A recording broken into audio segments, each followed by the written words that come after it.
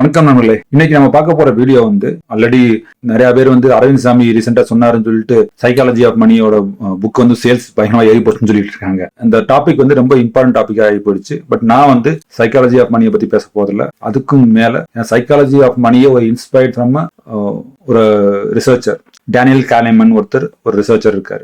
இறந்துட்டார் அவர். அவரோட ரிசர்ச் வச்சுதான் அந்த புக்கு கூட எழுதப்பட்டது. ஸோ நம்ம இன்னைக்கு என்ன பார்க்க போறோம்னா சைக்காலஜி ஆஃப் மணியோட அதோட இன்ட்ரெஸ்டிங் சப்ஜெக்ட் உங்களோட மைண்ட் செட் எப்படி இருக்குது. அதாவது ஒரு ஸ்டாக் மார்க்கெட்ல நம்ம 99% நம்மளோட மைண்ட் கேம் தான். 1% தான் உங்களோட மணி. ரிமைனிங் 99% உங்களோட மைண்ட் கேம். அது ரொம்ப இம்பார்ட்டன்ட் ஒன். உங்க மைண்ட் கண்ட்ரோல் கண்டிப்பா வேணும். அதனாலதான் நான் மைண்ட்ஃபுல்னஸ் இஸ் ரொம்ப இம்பார்ட்டன்ட் அப்படின்னு சொல்லிட்டே இருக்கேன். நான் நீங்க ஒரு இதை மைண்ட்ஃபுல்லா நீங்க பண்ணலன்னா அது ரொம்ப கஷ்டமா இருக்கும். உங்களோட எக்ஸ்பீரியன்ஸ் நல்லா இருக்காது. ஸோ இந்த வீடியோல நம்ம டிஃப்ரெண்ட் டைப் ஆஃப் நம்மளோட பயாசஸ் சொல்லுவாங்க. பயாசஸ்னா என்னன்னா, இவன் நமக்குள்ள ஒரு மைண்ட்ல ஒரு பெர்செப்ஷன்ஸ் வரும். இவன்னா இவன் இப்படிதான், அவன் இப்படிதான் அப்படின்னு ஒரு பயாஸ். இதுதான் பயாசஸ் சொல்லுவாங்கன்னா. இந்த பயாசஸ்ல நிறைய வகைகள் இருக்கு. அதை நான் ஒவ்வொன்றா ஒரு ஜேர்னியா, ஒரு சூப்பரா ஒரு நார்மல் ஜேர்னி, ஒரு கணவன் மனைவி காலில இருந்து ஈவினிங் வரைக்கும் ஒரு ட்ரிப் போறாங்க.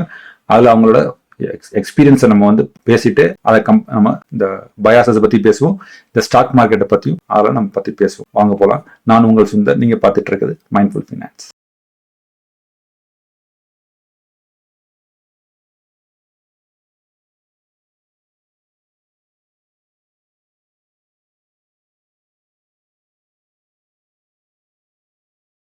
நம்ம ஃபர்ஸ்ட் பார்க்க போறது என்னன்னா ஆங்கரிங் எஃபெக்ட். அதாவது இப்ப நீங்க காலைல எந்திரிக்கிறீங்க, எந்திரிச்ச உடனே ஒய்ஃப், அதாவது வீக்கெண்ட் சனிக்கிழமை வச்சுக்கோங்களேன், ஒய்ஃப் சொல்லுவாங்க, நம்ம மளிகை ஜாமான் எல்லாம் காலி ஆயிடுச்சு, இந்த வாரம் நம்ம மளிகை ஜாமான் வாங்கணும், பிளஸ் கொஞ்சம் எலக்ட்ரானிக்ஸ் ஐட்டம் இதெல்லாம் வாங்கணும் வச்சுக்கோங்களேன். அதுல நம்ம அப்படின்னு சொல்லிட்டு ஒரு பில்லு போடுறாப்புல.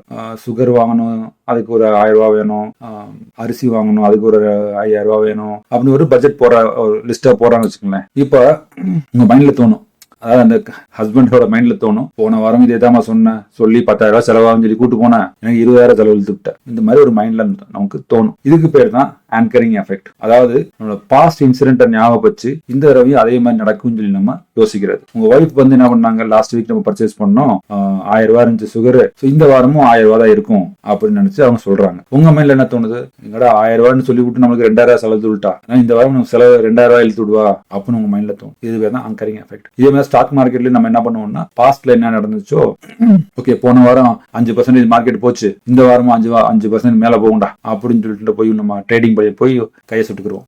அதுதான் ஆங்கரிங் எஃபெக்ட்னு சொல்றது. அடுத்தது என்னன்னா, அதாவது ஸ்பாட்லைட் எஃபெக்ட்னு சொல்லுவாங்க. அதாவது இப்போ நீங்க பிளான் பண்ணிட்டீங்க, நீங்களும் ஒய்ஃபும் ஒரு மாலுக்கு போகணும், அங்க உங்க ஃப்ரெண்ட்ஸ் எல்லாம் நிறைய பேர் வராங்க, கரெக்டா ஷார்ப்பா 10 மணிக்கு வந்துருங்கப்பா, நம்ம அப்படியே அங்க என்ஜாய் பண்ணுவோம் அப்படின்னு சொல்லி கூட்டு இருப்பாங்க. இப்ப நீங்க போறீங்க, நீங்க போறது 10:15 போறீங்க. இப்ப என்ன ஆகும்னா, நீங்க லேட்டா போனதுனால உங்க மைண்ட் என்ன தோணும்னா, ஐயோ நம்ம லேட்டா போறோமே, அவன் என்ன நினைப்பான் நம்மளை பத்தி, நம்ம இன்னைக்கு நமக்கு கெட்ட பேர் வரப்போகுது, இதனால நமக்கு கெட்ட பேர் வரப்போகுது, நமக்கு இன்னைக்கு ரொம்ப எம்பாரசிங்கா இருக்கு அப்படின்னு நம்ம மைண்ட்ல நினைச்சுக்கிட்டு இருப்போம். அங்க போனா வாடா வச்சு என்னடா இப்படி இருக்க வாடா அப்படின்னு போயிடுவாங்க. ஆனா இது நடக்கிறதுக்கு முன்னாடி நம்ம என்ன நினைக்கிறோம்னா, என்னமோ நம்மளை பத்தியே தான் எல்லாம் நினைச்சுக்கிட்டு இருக்க மாதிரியும், நம்ம செய்யாட்டினா நம்மளை குத்தக்காரன் ஆக்கிடுவோம், நம்மளாலதான் எல்லாமே நடந்துகிட்டு இருக்கு, எல்லா ஊர்ல இருக்க போற வரவெல்லாம் நம்மளதான் பாக்குறேன் அப்படின்ற மாதிரி நம்ம மைண்ட்ல தோணும். இதுக்கு பேர் தான் ஸ்பாட்லைட் எஃபெக்ட். ட்ரேடிங்ல நீங்க ஒரு ட்ரேடரா இருந்தீங்கன்னா என்ன நினைக்கணும்னா, நீங்க ட்ரேட் பண்றது எல்லாரும் ட்ரேட் பண்ணிக்கிட்டு இருக்கான், இவன் என்ன பண்றான்னு பாக்கணும், இவன் ப்ராஃபிட் பண்றானா, இவன் லாஸ் பண்றானா அப்படின்னு சொல்லி நம்மளை பார்த்துட்டே இருக்கிறாங்க. நம்மள ஒவ்வொரு ட்ரேடையும் அவங்க கேட்பாங்க, அவங்களுக்கு இந்த ட்ரேட்ல நான் லாஸ் ஆயிடுச்சுன்னா அவங்க என்ன நினைப்பாங்க, இந்த ட்ரேட்ல ரொம்ப நாளா நான் ஹோல்ட் பண்ணி வச்சிருக்கேன், சைட் வைஸ்ல போயிட்டு இருக்கு, எந்த ப்ராஃபிட்டுமே இல்லை, இதை நான் சொன்னா அவங்க என்ன நினைப்பாங்க அப்படின்னு நம்ம நினைச்சிட்டே இருப்போம். பாத்தீங்களா, அதுதான் தப்பு. யாருமே உங்க ட்ரேடிங் பத்தி யாரும் யோசிக்க போறது இல்லை, உங்களை பத்தி கண்டுக்கவே போறது இல்லை. அவன் போலப்போ அவன் ட்ரேட பார்த்துட்டு போயிட்டு இருப்பான். நீங்க லாஸ் பண்ணா ஓகே லாஸ் பண்ணிட்டான் அப்படின்ட்டு போயிட்டே இருப்பேன், தவிர உங்களை அதை வச்சு ஒன்றும் செய்ய போறது இல்லை. அதனால இதை பத்திலாம் கவலைப்படாதீங்க. உங்க போக்கஸ் உங்களோட இதுல இருக்கணும். ட்ரேட்ல லாஸ் ஆச்சுன்னா லாஸ் ஆச்சுங்க, பிரச்சனை இல்லை. உங்களால நீங்க இன்னொருத்தனுக்காக வாழல, உங்களுக்காக தான் வாழ்றீங்க. ட்ரேடிங் இன்வெஸ்ட் பண்றதெல்லாம் உங்களுக்காக பண்றீங்க, இன்னொருத்தனுக்காக பண்றதில்ல. அதை மட்டும் மைண்ட்ல வச்சுக்கோங்க. அடுத்தது என்னன்னா, பாரடாக்ஸ் ஆஃப் சாய்ஸ். சாய்ஸ். நம்மளோட வாழ்க்கையில எல்லா இடத்துலயும் இந்த பர்டிகுலர் காக்னிட்டிவ் பயாஸ் வந்து நம்ம மைண்ட்ல வந்துட்டே இருக்கு. Choice overload. நம்ம வாழ்க்கையை வந்து எண்ட் ஆஃப் த டே எங்க பார்த்தாலும் நமக்கு ஊருப்பட்ட சாய்ஸ் இருக்கு. அது நம்ம டெசிஷன் நம்ம வாழ்க்கை பூரா டெசிஷன் பண்ணியே ஓடி பாதி நாள் போயிருங்க. இப்ப நீங்க ஏதாவது ஒன்று வாங்க போற இடத்துல இல்ல ஒரு மொபைல் போனே வாங்க போறீங்க, பார்த்தா கதை பூரா மொபைல் போனா இருக்கு. இப்போ நான் எந்த போனை வாங்குறதுன்னு எனக்கு தெரியாது. என்னோட சாய்ஸ் பண்றது, நான் எதை டிசைட் பண்றதுன்னு எனக்கு கஷ்டமா இருக்கு. இப்போ ஸோ சாய்ஸ் ஓவர்லோடுன்னு சொல்லுவாங்க பேர். எப்பயுமே வந்து இந்த சாய்ஸ் ஓவர்லோடு வந்து நம்மளோட மைண்டை வந்து கன்ஃபியூஸ் பண்ணிடும். அதே மாதிரி ஸ்டாக் மார்க்கெட்லையும் 4500 ஸ்டாக் இருக்கு. இதுல நான் எதிர போய் இன்வெஸ்ட் பண்றது, லார்ஜ் கேப்ல எவ்வளவு வாங்கணும், மிட் கேப்ல எவ்வளவு வாங்கணும், இப்படி நமக்கு ஒரு மைண்ட்ல ஒரே கன்ஃபியூஷனா இருக்கும். ஸோ இதுக்கு பேர் தான் பாரடாக்ஸ் ஆஃப் சாய்ஸ். உங்களோட மைண்ட் வந்து ஃப்ரீஸ் ஆயிடும். அதை அவாய்ட் பண்றதுக்கு எல்லாமே மினிமலிஸ்டிக்கா வச்சுக்கோங்க, சிம்பிளா வச்சுக்கோங்க. ரொம்ப ஜாஸ்தி காம்ப்ளிகேட் பண்ணிக்கிறாங்க. லார்ஜ் கேப்ல ஒரு 2 ஸ்டாக் வைங்க, மிட் கேப்ல ஒரு 5 ஸ்டாக் வச்சுக்கோங்க, ஸ்மால் கேப்ல ஒரு 10 ஸ்டாக் வச்சுக்கோங்க. 100கணக்கான ஸ்டாக் வச்சுக்கிட்டு ஒவ்வொன்றையும் மேனேஜ் பண்ண முடியாம எதை என்ன நடக்குதுன்னு தெரியாம கஷ்டப்பட்டு போயிருவீங்க. அதனால கம்மியான ஒரு போர்ட்ஃபோலியோ மெயின்டைன் பண்ணுங்க, டீசென்டான அமௌண்ட் வச்சுக்கோங்க. ஸோ தட் உங்களோட ஸ்டாக் இன்வெஸ்ட்மெண்ட்ஸ் வந்து நல்லா இருக்கும். அதாவது ட்ரேட் பண்ணும்போது ஓவர் ட்ரேட் பண்ணாதீங்க. அதாவது ஃபோமோன்னு சொல்லுவாங்க, ஃபியர் ஆஃப் மிஸ்ஸிங் அவுட். நீங்க ஒரு ஸ்டாக்ல என்டர் ஆயிருப்பீங்க, அந்த பக்கம் பார்த்தா இன்னொரு ஸ்டாக் ஒன்று ஏறிட்டு இருக்கும். அதுலயும் போய் இன்வெஸ்ட் பண்ணுவோம், அதுலயும் போய் நம்ம ட்ரேட் பண்ணுவோம் போய் அதுல போய் காசு, அதுல ஒரு 2 கால் வாங்குறது, இதுல ஒரு 2 கால் வாங்குறது, திடீர்னு மார்க்கெட் விழுந்து எல்லாம் மொத்தமா விடும். ஸோ இதெல்லாம் அவாய்ட் பண்ணுங்க. ஒரு இது ஃபோக்கஸ் பண்ணாலும் கரெக்டா ஃபோக்கஸ் பண்ணுங்க. அடுத்து என்னன்னா, சரி இப்போ போயிட்டு ஒரு மொபைல் ஒய்ஃப் பார்த்தாப்ல, இந்த மொபைல் சூப்பர் மொபைலுங்க, இதோட ரிவ்யூ எல்லாம் படிச்சேன், எல்லாம் சூப்பராகுன்னு சொல்லி போட்டிருக்காங்க அப்படின்னு சொல்லுவாங்க. இதுக்கு பேர் தான் கன்ஃபர்மேஷன் பயாஸ். அதாவது அவங்க என்ன பண்ணிட்டாங்கன்னா, வெறும் அந்த மொபைல பாசிட்டிவ் ஃபீட்பேக் மட்டும் பார்த்துட்டு அதை வாங்குறது. அதை போய் நெகட்டிவ் ஃபீட்பேக்கும் பார்க்கணும், நெகட்டிவ் ரிவ்யூஸும் பார்க்கணும். 1000 ரிவ்யூ இருக்குது, அது எத்தனை ரிவ்யூஸ் வந்து நெகட்டிவ் ரிவ்யூவா இருக்கு அதையும் போய் படிச்சு பாருங்க. நெகட்டிவ் ரிவ்யூ தெரிஞ்சுக்குங்க. நீங்க ஒன்று வாங்க போறதுன்றதுனால நீங்க அதை பாசிட்டிவ் மட்டும் தான் பார்ப்பீங்க, பாசிட்டிவ் ரிவ்யூ மட்டும் தான் பார்ப்பீங்க, நெகட்டிவ் ரிவ்யூ பார்க்க மாட்டீங்க. ஏன்னா நீ இதை வாங்கணும்னு சொல்லி உங்க மைண்ட் முடிவு பண்ணிடுச்சு. முடிவு பண்ணதுனால என்ன பண்ணணும்னா, நீங்க வந்து நல்ல ரிவ்யூஸ் மட்டும் படிச்சுட்டு போய் நீங்க வாங்குவீங்க. ஸ்டாக் மார்க்கெட்லயும் அதே மாதிரி தான். இப்போ நீங்க ஒரு ஐபிஓ லான்ச் ஆகுதுன்னா, அந்த ஐபிஓ வந்து வாங்கணும்னு நீங்க முடிவு பண்ணிட்டீங்கன்னா, நீங்க என்ன பண்ணுவீங்கன்னா, வெறும் அதோட ஐபிஓ எவனெல்லாம் நல்லது போட்டிருக்கான், நல்லது சொல்லியிருக்கான், அதையே தான் பார்ப்பீங்க. ஏன்னா கெட்டது சொல்லியிருந்தாங்கன்னா அந்த இதை பார்க்க மாட்டீங்க. ஏன்னா உங்க மைண்ட் வந்து வாங்கணும்னு சொல்லி முடிவு பண்ணுச்சு. அதனால எவன்டா நல்லது சொல்லியிருக்கான், உங்களோட மைண்டை வந்து மேட்ச் பண்றதுக்கான இதை மட்டுமே பார்த்துட்டு இருப்பீங்களே தவிர்த்து நெகட்டிவ் பார்க்க மாட்டீங்க. இதுக்கு பேர் தான் கன்ஃபர்மேஷன் பயாஸ். தயவு செய்து அதை அவாய்ட் பண்ணுங்க. இது வந்து ரொம்ப ரொம்ப ரொம்ப இம்பார்ட்டன்ட் பயாஸ். நம்மளோட காக்னிட்டிவ் பயாஸ்ல வந்து பேசக்கூடிய ஒரு இம்பார்ட்டன்ட் பயாஸ்.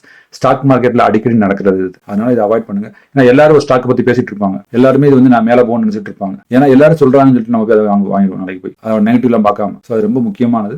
அடுத்தது என்னன்னா, ஹாலோ எஃபெக்ட். ஹாலோ எஃபெக்ட்ன்றது என்னன்னா, அதாவது இப்ப ஃபர்ஸ்ட் இம்ப்ரெஷன் பெஸ்ட் இம்ப்ரெஷன் சொல்லுவாங்க. அது மாதிரி நீங்க ஒருத்தனை பத்தி பேசுறீங்கன்னா, இப்போ ஃபார் எக்ஸாம்பிள், இவர் வந்து ஐஐடியில படிச்சவர், இவர் நல்லவர், இவர் ஜீனியஸ் அப்படின்னு சொல்லிட்டு, அதுக்கப்புறமா வந்து பொறுமைசாலி கிடையாது, ரொம்ப கோபம் வரும், எல்லாரையும் எடுத்தெறிஞ்சு பேசுவார், இப்படி சொன்னீங்கன்னு வச்சுங்களேன், முதல்ல நீங்க சொன்ன நல்ல விஷயங்கள் இருக்கு பாத்தீங்களா, அதை மட்டும் தான் எடுத்துக்கிட்டு அவரை வந்து நல்லவராகவே நினைச்சுக்கிடுவாங்க. இதே இது இவர் வந்து ரொம்ப கோபக்காரர், யார் எடுத்தாலும் எரிஞ்செறிஞ்சு விடுவார், இவர் ரொம்ப ஜீனியஸ், இவர் வந்து ஐஐடியில படிச்சவர் அப்படின்னு இப்படி ரிவர்ஸ்ல சொன்னீங்கன்னா, இவங்க வந்து நீ ஐஐடியில படிச்சவர் அதெல்லாம் பார்க்க மாட்டாங்க. ஸ்டார்டிங்ல நீங்க என்ன சொன்னீங்களோ அதைத்தான் அவங்க பார்ப்பாங்க. இந்த மாதிரி இப்போ நீ கடைக்கு போறீங்க, ஷாப்பிங் போறீங்க, ஒரு லேப்டாப் வாங்க போறீங்க, அந்த இடத்துல பாக்குற இப்போ ஒருத்தர் நல்லா டை எல்லாம் போட்டு சூட் பண்ணி நல்லா நிக்கிறாரு, வடிவில் சொல்ற மாதிரி வெள்ளைக்காரன் பொய்யே பேச மாட்டானான்னு சொல்லுவாங்க. அந்த மாதிரி டை எல்லாம் போட்டு சூப்பரா நிக்கிறாப்புல, அப்ப இந்த ப்ராடக்ட் வந்து உண்மையிலேயே நல்ல ப்ராடக்டா தான் இருக்கும் அப்படின்னு சொல்லிட்டு வாங்குறோம் பார்த்தீங்களா. இதுக்கு பேர் தான் ஹாலோ எஃபெக்ட். நீங்க எடுத்தோடனே உங்க மைண்ட் வந்து இந்த மாதிரி முதல்ல நல்ல விஷயங்களை பார்த்துட்டு இது அதுவும் நல்லதா இருக்கும் அப்படின்னு நினைச்சிட்டு நீங்க டிசைட் பண்றதா ஹாலோ எஃபெக்ட். ஸ்டாக் மார்க்கெட்லயும் அதே மாதிரி தான் நடக்கும். நீங்க போய் நல்ல நம்ம முன்னாடி சொன்ன மாதிரி தான் கன்ஃபர்மேஷன் பயாஸ் மாதிரி இதுலயும் வந்து நீங்க முதல்ல நல்ல ரிவ்யூஸ் மட்டும் தான் படிப்பீங்க. இல்ல ஒரு டிவில வந்து நல்ல சூட் போட்டு ஒருத்தர் வந்து பேசினான்னு வச்சுங்களேன், இவன் சொல்றான் கரெக்டா தான் இருக்கும் அப்படின்னு நினைச்சு போறது. நிறைய நம்ம ஸ்பேம்ஸ் எல்லாம் பார்த்துக்கிட்டு இருக்கோம். ஸ்கேமர்ஸ்லாம், செலிபிரிட்டிஸ்லாம் வந்து சில இதெல்லாம் ஸ்பான்சர் பண்ணி இன்ஸ்டாகிராம்லாம் போஸ்ட் பண்ணி நிறைய பேர் அவங்க பணத்தெல்லாம் தொலைச்சதா நியூஸ்லாம் இருக்கும். இதுக்கெல்லாம் காரணம் என்னன்னா இந்த ஹாலோ எஃபெக்ட். இது வந்து ரொம்ப முக்கியமானது. இதை மறக்காம மைண்ட்ல வச்சுக்கோங்க. இப்போ நீங்களும் ஒய்ஃபும் வந்து பக்கத்துல இருக்க ஒரு ரெஸ்டாரண்ட்டுக்கு போறீங்க, ரெஸ்டாரண்ட்ல சாப்பிடுறீங்க, சாப்பாடு நல்லா இருக்கு, அவங்க நல்லா கவனிச்சுக்கிறாங்க, நிறைய கூட்டம் வருது, நெட்ல எக்கச்சக்க கூட்டம் வருது. இப்போ நீங்க மைண்ட்ல இமிடியேட்டா என்ன நடக்கணும், உங்க ஒய்ஃப் சொல்லுவாங்க, ரெஸ்டாரண்ட் சூப்பரா போகுதுங்க, நம்மளும் ஒரு ரெஸ்டாரண்ட் நெட்ல போட்டா என்ன அப்படின்னு கேட்பாங்க. இதுக்கு பேர் தான் சர்வைவர்ஷிப் பயாஸ். அதாவது என்னன்னா, இப்போ வந்து இந்த ஹோட்டல் நடத்துற வந்து நிறைய பேர் கூட்டம் வருதுன்னு சொல்லி பாக்குறீங்க, ஆனா அதை சுத்தி 20-30 ஹோட்டல்காரன் ஆரம்பிச்சு திவாராகி போயிருப்பான். அதை நீங்க வந்து பார்க்காம விட்டுருப்பீங்க. எது நல்லதா நடக்குதோ அதை மட்டும் தான் நீங்க பாக்குறீங்க, கெட்டது நடந்ததெல்லாம் நீங்க நோட் பண்ணாட்டீங்க. இதுக்கு பேர் தான் சர்வைவர்ஷிப் பயாஸ். இது வந்து ஒரு ரொம்ப இம்பார்ட்டன்ட் டாபிக். இது நிறைய பேர் வந்து இதை வந்து ஸ்டாக் மார்க்கெட்னா எல்லாருமே வந்து ப்ராஃபிட் தான் பண்றாங்க, இல்ல நஷ்டமே கிடையாது அப்படின்னு சொல்லிட்டு உள்ள என்டர் ஆவாங்க. அங்க வந்து அடிபட்டு நஷ்டப்படுவாங்க. ஏன்னா அங்கேயும் நஷ்டம்லாம் இருக்கும். இதெல்லாம் நீங்க அனுபவிச்சுட்டு அதெல்லாம் தெரிஞ்சதுக்கு அப்புறம் தான் நீங்க வந்து ஸ்டாக் மார்க்கெட்ல இன்வெஸ்ட் ட்ரேடா பண்ணணும். நீங்க ஒருத்தர் வந்து எல்லாருமே வந்து டிவில எங்க போனாலும் ஒருத்தர் வந்து ஸ்டாக் மார்க்கெட் இன்வெஸ்ட் பண்ணு 100% ப்ராஃபிட், அப்படி 10x ரிட்டர்ன் 100x ரிட்டர்ன் சொல்லி பேசிட்டே இருப்பான். எவனுமே வந்து உங்களோட நெகட்டிவிட்டி பத்தி சொல்ல மாட்டான். ஒரு ஹீரோ, ஒரு செலிபிரிட்டி, அவன் சக்சஸ் ஆனவன் மட்டும்தான் அவனை பத்தி புக் இருக்கும், வீடியோ இருக்கும். நீங்க ஒரு ஃபெயில் ஆனவனை பத்தி எங்கேயாவது புக் இருக்கா, வீடியோ இருக்கான்னு பாருங்க, உங்களால கண்டே பிடிக்க முடியாது. ஆனா ஃபெயில் ஆன பாத்தீங்களா, அவன்கிட்ட தான் நீங்க கத்துக்க வேண்டிய நிறைய இருக்கும்.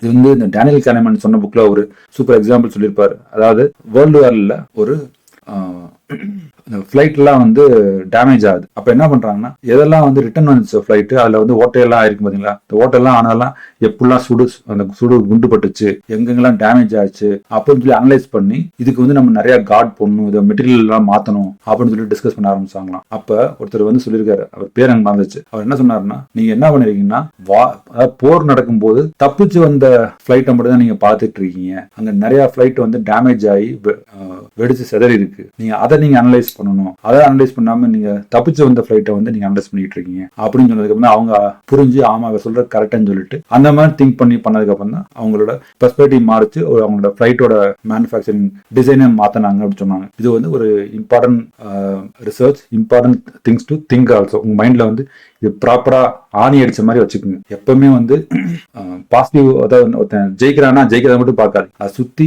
அவன் அதுக்கு எவ்வளவு கஷ்டப்பட்டு சிரமப்பட்டு வந்திருப்பான்றதையும் நீங்க அதை பார்க்கணும். ஸோ அடுத்து என்னன்னா, கேம்பிளர்ஸ் ஃபேலசின்னு சொல்லுவாங்க. அதாவது நீங்க ஒரு ஷாப்பிங் போறீங்க, இந்த வாரம் போயிட்டு வாங்குறீங்க, 20% ஆஃப் 30% ஆஃப்னு சொல்லி போட்டிருக்கான், போட்டு ஒரு டீல் நல்ல டீல்னு சொல்லி வாங்கிட்டீங்க. இப்போ நெக்ஸ்ட் வீக் நீங்க என்ன திரும்ப அதே இடத்துக்கு வருவீங்க. லாஸ்ட் வீக் வந்து இங்க ஆஃபர் இருந்துச்சு, இந்த வாரம் எனக்கு ஆஃபர் இருக்கும் அப்படின்னு நினைச்சு வருவீங்க. பார்த்தா ஆஃபர் இருக்காது. சில கடையில எப்பயுமே ஆஃபர்னு சொல்லி போட்டு வச்சிருப்பான்னு வச்சுக்கீங்க, அது அடுத்த விஷயம். பட் உண்மையிலே ஆஃபர்னு சொல்லி ஒருத்தன் போடுறான்னா, ஒரு டீல் இருக்குன்னா, ஒரு தடவை கிடைச்ச டீல் அடுத்த தடவை உங்களுக்கு அதே டீல் கிடைக்காது. ஸோ அதனால ஸ்டாக் மார்க்கெட் இதே மாதிரி தான். நேற்று வந்து மார்க்கெட் 5% மேல போச்சுன்றதுக்காக இன்னைக்கு 5% மேல போகும் நீங்க எதிர்பார்த்து நீங்க வந்து ட்ரேட் பண்ணக்கூடாது.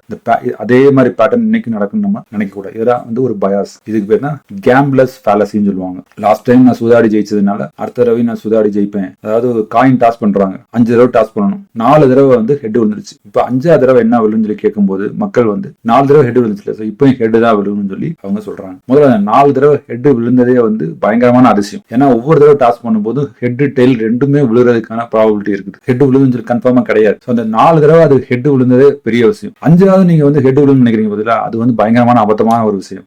அங்கேயும் டெய்ல் விடலாம், ஹெட் விடலாம். ஸோ இதுக்கு பேர் தான் வந்து கேம்பிளர்ஸ் ஃபேலசின்னு சொல்லுவாங்க. ஸோ ஸ்டாக் மார்க்கெட்ல இதை வந்து நீங்க கண்டிப்பா அவாய்ட் பண்ணணும். பாஸ்ட் 4 தடவை அதே மாதிரி போச்சுன்றதுக்கு அடுத்த நாள் அதே மாதிரி போகாது, ரொம்ப கேர்ஃபுல்லா இருக்கணும். இப்போ என்னாச்சு, நீங்க ஒய்ஃப் நீங்களும் போறீங்க, ஒரு ரெஸ்டாரண்ட் பாக்குறீங்க. இந்த ரெஸ்டாரண்ட் யாராவது சொல்லி விட்டுருக்காங்க, இங்க போய் சாப்பிடுங்க நல்லா இருக்கும்னு சொல்லிட்டு. இப்போ ஒய்ஃப் வந்து வாங்க இந்த ஃபுட்டுக்கு, இந்த ரெஸ்டாரண்ட் நல்லா இருக்குன்னு சொன்னாங்க, நம்ம போய் சாப்பிடுவோம், இங்க நல்லா இருக்கும் போல, பாக்குறதுக்கு நல்லா இருக்கு, அதனால நம்ம போய் சாப்பிடுவோம்னு சொல்லிட்டு போறாங்க. போயிட்டு பார்த்தா சாப்பாடு சர்வீஸ்ல சரியில்லை.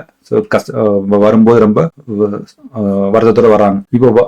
இப்போ என்ன சொல்லுவாங்கன்னா, ஒய்ஃப் வந்து சில சமயத்துல, நான் சொன்னேன்ல முதவே இந்த ரெஸ்டாரண்ட் பார்க்கும்போது நினைச்சேன் இங்க வந்து நல்லா இருக்காதுன்னு சொல்லி, அதே மாதிரி நல்லா இல்ல அப்படின்னு சொல்லுவாங்க. இப்ப என்ன ஆகுதுன்னா, நீ அதே ஒய்ஃப் தான் முதல்ல வந்து இந்த ஃபுட் இங்க ரெஸ்டாரண்ட் நல்லா இருக்குன்னு சொல்லி சொன்னது, இப்ப அவங்களே வந்து அதை கான்ட்ரடிக்ட் பண்ணி பேசுறாங்க. இந்த மைண்ட் செட் பேர் தான் ஹைண்ட்சைட் பயாஸ். நீங்க சொன்னதவே வந்து நீங்க கான்ட்ரடிக்ட் பண்ணி பேசுறது, அதுதான் ஹைண்ட்சைட் பயாஸ். ஸ்டாக் மார்க்கெட்ல இப்படி தாங்க. நீங்க ஒன்னு சொல்லி நீங்க மார்க்கெட் மேல போகும்னு சொல்லி வாங்குவீங்க, வாங்கிட்டு அடுத்த நாள் கீழே போச்சுன்னா, நான் நினைச்சேன்டா அது கீழே போகும்னு சொல்லிட்டு அப்படின்னு சொல்லுவீங்க. நீங்க சொன்னதே நீங்களே வந்து அதை மாற்றுக்கிறதா பேசுவீங்க. அதே போல என்ன சொல்லுவீங்கன்னா, நான் இதை நேற்று நான் ப்ரெடிக்ட் பண்ணேன், நான் நினைச்சேன், நான் சொன்னது கரெக்டா நடந்துருச்சு அப்படின்னு சொல்லி, நீங்க சொன்னது ஒண்ணு நடந்தது ஒண்ணு, ஆனாலும் நீங்க ப்ரெடிக்ட் பண்ணேன்னு சொல்லி சொல்லுவீங்க.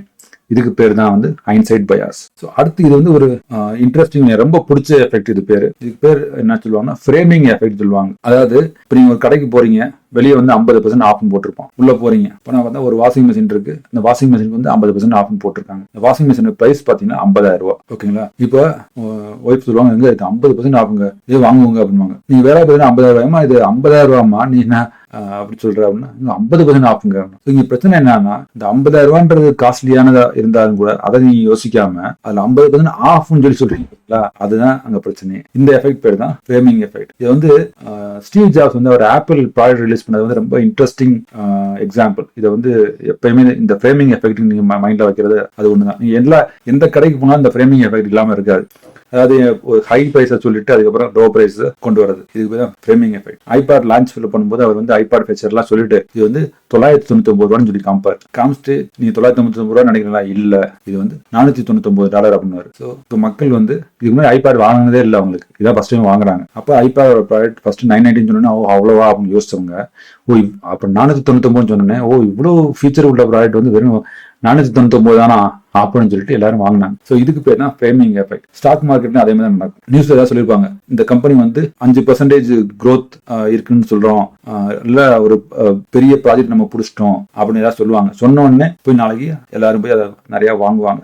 அதோட வேல்யூவேஷன் உண்மையிலே கரெக்டா இருக்கா இல்லையான்னு பார்க்காம மேல போஞ்சிட்டு டக்குன்னு போயிட்டு அதை வாங்குவாங்க. ஸோ இது பேர் தான் ஃப்ரேமிங் எஃபெக்ட். இப்போ நீங்க மால்ல இருந்து மூவி எல்லாம் பார்த்துட்டு நீங்களும் ஒய்ஃபும் ரிட்டர்ன் வரீங்க. ரிட்டர்ன் வரும்போது பயங்கர டிராபிக்கா இருக்குன்னு வச்சுக்கலேன், ஸ்லோவா வருது. உங்க ஒய்ஃப் சொல்லுவாங்க, நீங்க போகும்போது நல்லா ஃபாஸ்டா டிரைவ் பண்ணீங்க, இப்போ வந்து இவ்வளவு மோசமா டிரைவ் பண்றீங்க, உங்களுக்கு டிரைவிங்கே வரலங்க அப்படின்னுவாங்க. அப்ப நீங்க என்ன சொல்லுவீங்க, இல்லம்மா போகும்போது டிராபிக்கே இல்லை, இப்போ வந்து எக்கச்சக்க டிராபிக் இருக்குது, மழை வர்ற மாதிரி வேற இருக்கு அப்படின்னு மழையை கம்ப்ளைண்ட் பண்ணுவீங்க, இல்ல டிராபிக்கை கம்ப்ளைண்ட் பண்ணுவீங்க. ஆனா போகும்போது நீங்க தான் ஃபாஸ்டா வந்தீங்கன்னு சொல்லுவீங்க. இதுக்கு பேர் தான் செல்ஃப் சர்விங் பயாஸ்ன்னு சொல்லுவாங்க. அதாவது நல்லது நடந்தா அந்த கிரெடிட்டை நீங்க எடுத்துக்கிறீங்க, கெட்டது நடந்தா மார்க்கெட் மேல பிளேம் பண்ணுவீங்க. நீங்க சொல்லி ஒரு ஸ்டாக் மேல போச்சுன்னா நான் சொல்லிதான் மார்க்கெட் மேல போச்சுன்னு சொல்லுவீங்க. இதே இது மார்க்கெட் அதே இது நீங்க சொல்லி அது கீழே விழுந்துச்சுன்னா அதுக்கு ரீசன் வந்து மார்க்கெட் ரொம்ப volatile இருக்கு, ரஷ்யா வார், இன்ஃபிளேஷன், அது இதுன்னு சொல்லிட்டு நீங்க மார்க்கெட்டை குறை சொல்லுவீங்க. இதுக்கு பேர் தான் self serving bias. So responsibility எடுத்துக்கணும். நீங்க ஒன்று செஞ்சீங்கன்னா இது நான் தான் செஞ்சேன், நடக்கிறதெல்லாம் என்னாலதான் காரணம், ஒவ்வொரு டெசிஷனும் நான் தான் மேக் பண்ணேன், என்ன நடந்தாலும் டெசிஷன் எண்டாவது இது என்னோடது, நல்லது நடந்தாலும் கெட்டது நடந்தாலும் இது என்னால நடந்துச்சு அப்படின்னு நீங்க பார்க்க ஆரம்பிச்சாதான் நீங்க ட்ரேடிங்ல சக்சஸ்ஃபுல்லா வர முடியும். அதே மாதிரி என்ன நடக்கும்னா எல்லாருமே வந்து உங்க ஒய்ஃப்ட வந்து நீங்க ப்ராஃபிட் வந்து அந்த ப்ராஃபிட் போய் காமிப்பாங்க, லாஸ் வந்து லாஸை காட்ட மாட்டாங்க. ஏன்னா லாஸ் வந்துச்சுன்னா உங்களால லாஸ் வந்துச்சுன்னு நினைப்பாங்க அப்படின்னு நினைக்கிறது. அதை போய் ஓப்பனா பிராங்கா பேச மாட்டாங்க.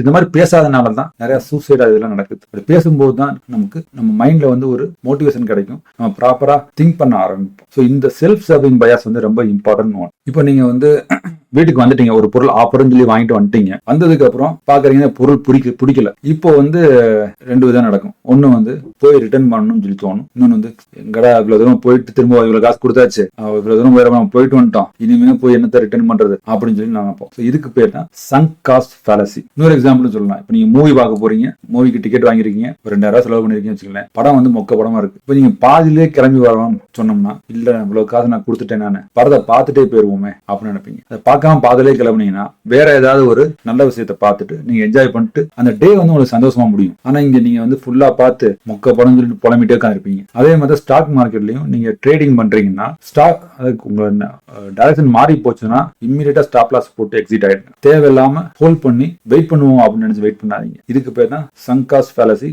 ரொம்ப ரொம்ப ரொம்ப இம்பார்ட்டன்ட் பயாஸ் இது. இதை வந்து கண்டிப்பா நீங்க அவாய்ட் பண்ணணும். எல்லாரோட மைண்ட்ல இந்த பர்டிகுலர் சங்க் காஸ்ட் ஃபேலசி உண்டு, இதை நீங்க அவாய்ட் பண்ணி ஆகணும். ஸ்டாப் லாஸ் ரொம்ப ரொம்ப ரொம்ப இம்பார்ட்டன்ட். இன்னொன்னு என்னன்னா ஜெய்கர்னிக் எஃபெக்ட் சொல்லுவாங்க. இந்த ஜெய்கர்னிக் எஃபெக்ட் அப்படின்னா, அதாவது இப்ப நீங்க வீட்டுக்கு வந்துட்டீங்க, தூங்க போறீங்க, தூங்க போகும்போது உங்க ஒய்ஃப் சொல்லுவாங்க, என்னங்க நம்ம இன்னைக்கு வந்து அயன் பண்ண கொடுத்துருந்தோம், வாங்கவே இல்லை. அன்னைக்கு ஹோல் டே வந்து நிறைய விஷயங்கள் நல்ல விஷயங்கள்லாம் நடந்திருக்கும், அதை பத்தி நம்ம டிஸ்கஸ் பண்ண மாட்டோம். ஆனா இந்த ஒரு விஷயம் மறந்துட்டோம் பாத்தீங்களா, அது வந்து உங்களுக்கு மைண்ட்ல நிற்கும். இதுக்கு பேர் தான் ஜெய்கர்னிக் எஃபெக்ட். அதனால தான் சொல்லுவாங்க ஸ்டாக் மார்க்கெட்ல நீங்க ஒரு பொசிஷன் எடுத்தீங்கன்னா, அதாவது பெட்டர் இன்ட்ராடே பண்ணிட்டு அன்னைக்கே எக்ஸிட் ஆயிடுங்க. நீங்க பொசிஷனல் ட்ரேட் எடுத்தீங்கன்னா தயவு செய்து ஃபுல் கன்விக்ஷனோட கான்பிடென்ட்டோட இருந்தா மட்டும் அந்த பொசிஷன் எடுங்க. ஏன்னா என்ன ஆகும்னா நைட்டு வந்து உங்களுக்கு தோணும், ஐயோ நான் இப்படி பண்ணிருக்கலாமோ, நான் அது பண்ணிருக்கலாமோ, நான் எக்ஸிட் ஆயிருக்கலாமோ, மார்க்கெட் வந்து இப்படி தெரியுது, நாளைக்கு கீழே போச்சுன்னா என்ன பண்றது, இப்படிலாம் பல இது வந்து உங்களை நிம்மதியா தூங்க விடாது. அதனால ஒரு பொசிஷனல் எடுத்தீங்கன்னா ப்ராப்பர் கன்விக்ஷனோட பொசிஷன் எடுங்க, இல்லைன்னா எடுக்காது. ஏன்னா உங்களோட நெகட்டிவ்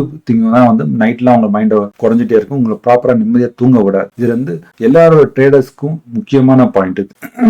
அடுத்து இது என்னன்னா, அதாவது அவைலபிலிட்டி பயாஸ் சொல்லுவாங்க. அவைலபிலிட்டி பயாஸ்ன்றது என்னன்னா, அதாவது ரஷ்யால மார்க்கெட் டவுன், அதாவது ரஷ்யா வார் வந்துச்சு, மார்க்கெட் கீழே விழுந்துச்சு. இப்ப என்ன சொல்லுவாங்கன்னா, ஐயோ ஸ்டாக் மார்க்கெட்னாலே இப்படிதாங்க, இதுக்குள்ள நம்ம போகவே கூடாது, பாருங்க லாஸ்ங்க, எல்லாமே லாஸா போகுது அப்படின்னு சொல்லி நினைப்பாங்க. இதுக்கு பேர் தான் அவைலபிலிட்டி பயாஸ். அதாவது அந்த சமயத்துல என்ன நடக்குதோ அதுதான் எல்லாமே அப்படின்னு நினைக்கிறாங்க. கீழே போச்சுன்னா நல்ல ஆப்பர்ச்சுனிட்டி நினைச்சு நம்ம என்ட்ரி ஆகணும். நல்ல ஸ்டாக்ல நீங்க இன்வெஸ்ட் பண்ணீங்கன்னா அதுல ஜாஸ்தியா நீங்க இன்வெஸ்ட் பண்ணணும், ரொம்ப குறைஞ்சுன்னா அதுல ஆட் பண்ணணும். அதை விட்டுட்டு ஸ்டாக் மார்க்கெட் கீழே விழுந்துச்சுன்னா எப்பயுமே இது கீழே தான் விழுன்னு நினைச்சு நம்ம இது நினைக்க கூடாது. அது வந்து ரொம்ப இம்பார்ட்டன்ட் திங். இந்த அவைலபிலிட்டி பயாஸ் வந்து எல்லாரோட மைண்ட்லயும் இருக்கும். இது வந்து ஒரு இம்பார்ட்டன்ட் பயாஸ்.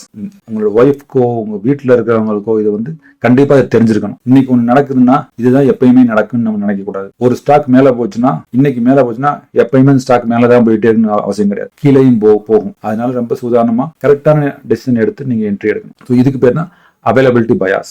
இப்போ நம்ம எல்லா டிஃபரெண்ட் டைப் ஆஃப் பயாஸ்ல நம்ம பார்த்துருப்போம். தயவு செய்து இதெல்லாம் வந்து திரும்ப கூட ஒரு தடவை பார்த்து ஒரு நோட் டவுன் பண்ணிக்கோங்க, பிரிண்ட் அவுட் எடுத்துங்க, எடுத்து உங்களோட வால்ல ஒட்டிக்கோங்க. ஒவ்வொரு தடவையும் வந்து இந்த பாயிண்ட் வரும்போது இதை நீங்க திங்க் பண்ணணும். அதாவது டேனியல் கார்மன் என்ன சொல்றாருன்னா, அவரோட புக்ல வந்து ஃபாஸ்ட் திங்கிங் அப்படின்ற புக்ல என்ன சொல்றாருன்னா, திங்கிங் ஃபாஸ்ட் என்ற புக்ல என்ன சொல்றாருன்னா, ரெண்டு விதமா பிரிப்பாரு, சிஸ்டம் 1 சிஸ்டம் 2. அதாவது slow thinking, fast thinking. Fast திங்கிங்ன்றது என்னன்னா, நம்மளோட மெமரி வந்து ரொம்ப இன்ஸ்டிங்க்டா பிஹேவ் பண்ணும். தொட்டா சுற்றுவோம், பல்லந்தா விழுந்துருவோம், ரைட்? கண்ணு சன்லைட் பண்ணா கண்ணை நம்ம மூடுறது, இதெல்லாம் வந்து நம்ம மைண்ட் வந்து இம்மீடியட்டா இன்ஸ்டிங்க்டா செய்யும். இதுதான் ஃபாஸ்ட் திங்கிங். ஸ்லோ திங்கிங்ன்றது என்னன்னா, கொஞ்சம் நிதானமா யோசிச்சு எதனால இந்த இடத்துல லைட் வருது, எதனால இது சூடா இருக்கு, எதனால இது இப்படி நடக்குது அப்படின்னு சொல்லி யோசிக்கிறது பாத்தீங்களா, அதுதான் ஸ்லோ திங்கிங்.